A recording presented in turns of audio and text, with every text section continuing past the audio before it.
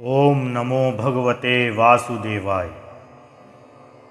श्रीमद् भागवत महापुराण में प्रजापति दक्ष द्वारा प्रभु श्री कृष्ण की अत्यंत सुंदर और कल्याणकारी स्तुति की गई है। भगवान श्री हरि विष्णु ने दक्ष प्रजापति को यह वरदान दिया कि जो भी व्यक्ति इस स्तुति का श्रवण करेगा उसे निश्चित ही श्री हरि प्रभु श्री कृष्ण की विशेष कृपा प्राप्त हो। आइए श्रवण करते हैं श्री हरि स्तुति। प्रजापति उवाच नमः परायावित तथानुभूतये गुणत्रयाभासनिमित्त बंधवे अदृष्टधाम्ने गुणतत्त्वबुद्धिभिः निवृत्तमानाय ददे स्वयं भुवे। न यस्य संख्यं पुरुषो अवेति सख्यु सखा वसन संवसतः पुरेऽस्मिन् गुणो यथा गुणिनो व्यक्तदृष्टे इस्तस्मै महेशाय नमस्करोमि। देहो असवोक्षा मनवो भूतमात्रा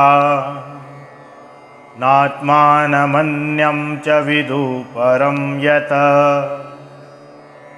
सर्वं पुवान् वेद गुणांशितज्ञो न वेद सर्वज्ञमनन्तमीडे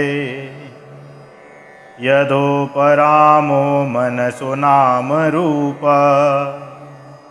रूपस्य दृष्टस्मृति सम्प्रमोषात् ययते केवलया स्वसंस्थया हंसाय तस्मै शुचिसद्मने नमः। मनीषिणोऽनन्तहृदि सन्निवेशितं स्वशक्तिभिन्नवभिश्च त्रिवृद्धि वह्निं यथा दारुणी पाञ्चदश्यं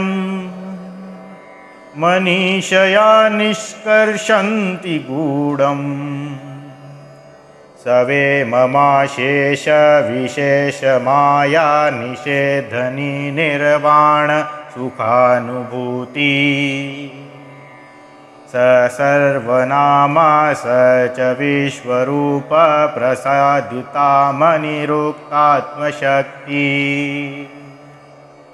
यद्यनिरुक्तं वचसा निरूपितं धियाक्षभिर्वा मनसा वोत यस्य मा भूतस्वरूपं गुणरूपं हि तत्तत् स वै गुणापाय विसर्गलक्षणा। यस्मिन् यतो येन च यस्य यस्मै यदयो यथा कुरुते कार्यते च परावरेषां परमं प्राक् प्रसिद्धं तद् ब्रह्मं तद्वेतु नन्यदेकम्। यच्छक्तयो वदतां वादिनां वै विवादसंवादभुवो भवन्ति कुर्वन्ति चैषां मुहुरात्ममोहं तस्मै नमो अनन्तगुणाय भूम्रे।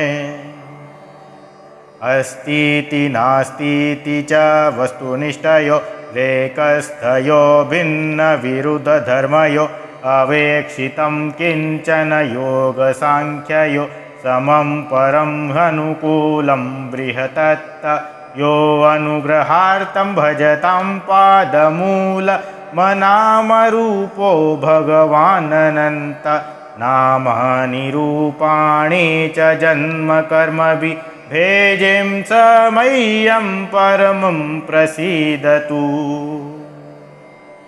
यः प्राकृते ज्ञानपथेर्जनानां यथाशयं देहगतो विभाति यथा नीलपार्थिवमाश्रितो गुणम् स ईश्वरो मे कुरुतान्मनोरथम्।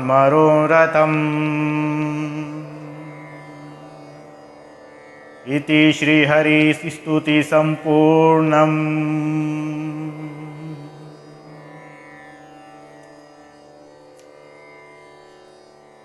प्रजापति दक्ष द्वारा की गई सुंदर स्तुति का हिंदी अनुवाद भी आप लोग सुनिए।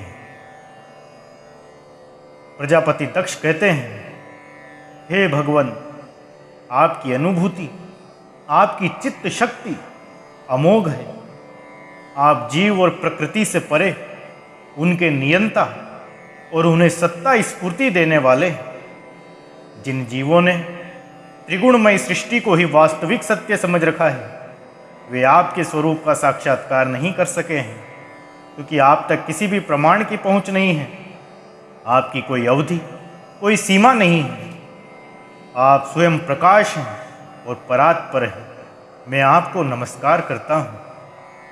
यूँ तो जीव और ईश्वर एक दूसरे के सखा हैं तथा इसी शरीर में इकट्ठे ही निवास करते हैं, परंतु जीव सर्वशक्तिमान आपके सख्य भाव को नहीं जानता।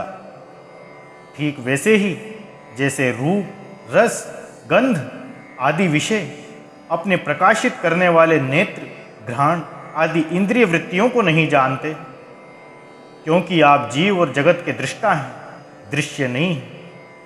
हे महेश्वर, मैं आपके श्री चरणों में नमस्कार करता हूँ। देह, प्राण, इंद्रिय, अंतःकरण की वृत्तियाँ, पंच महाभूत और उनकी तन्मात्राएं, ये सब जड़ होने के कारण अपने को और अपने से अतिरिक्त को भी नहीं जानते,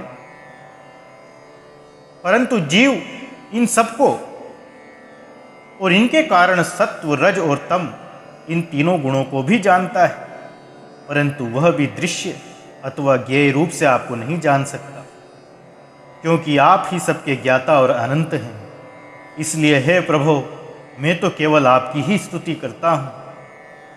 जब समाधि काल में प्रमाण, विकल्प और विपर्य रूप विविध ज्ञान और स्मरण शक्ति का लोप हो जाने से इस नाम रूपात्मक जगत का निरूपण करने वाला मन उपरत हो जाता है,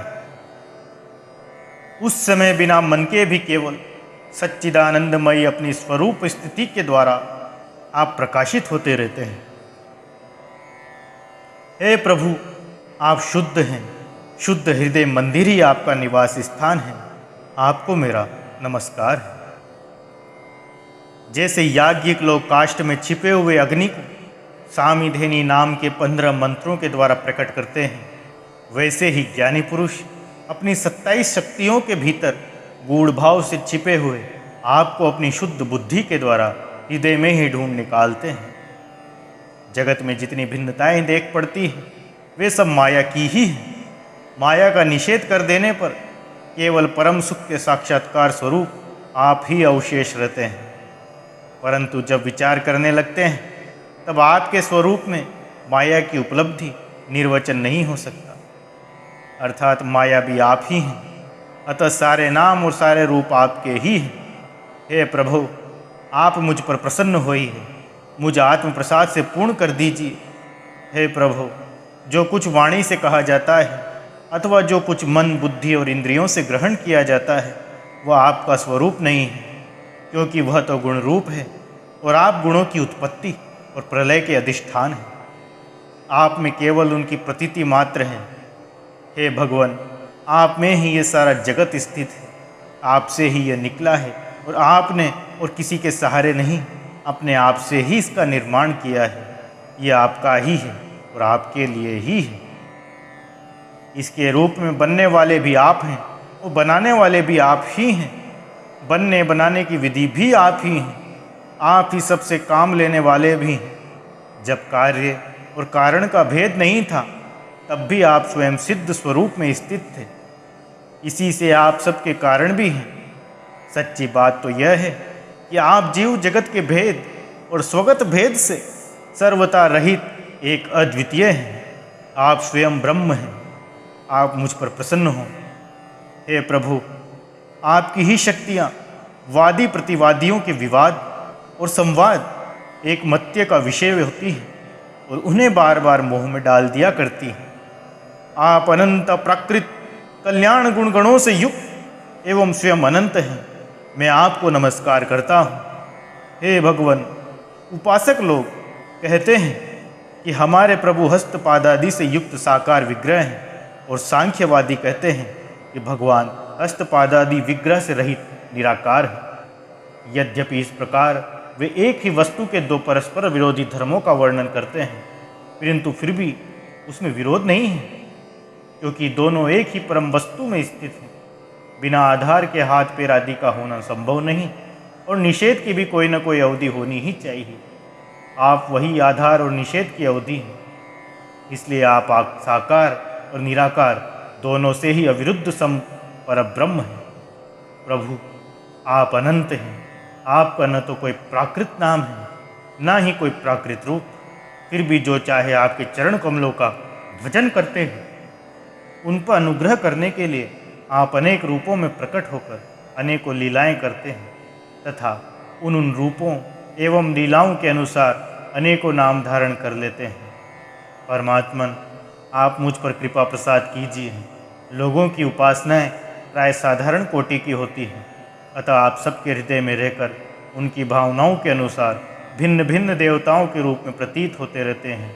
ठीक वैसे ही जैसे हवा गंध का आश्रय लेकर सुगंधित प्रतीत होती है, परंतु वास्तव में सुगंधित नहीं होती, ऐसे सबकी भावनाओं का अनुसरण करने वाले प्रभु मेरी अभिलाषा पूर्ण करें। ओम नमो भगवते वासुदेवाय।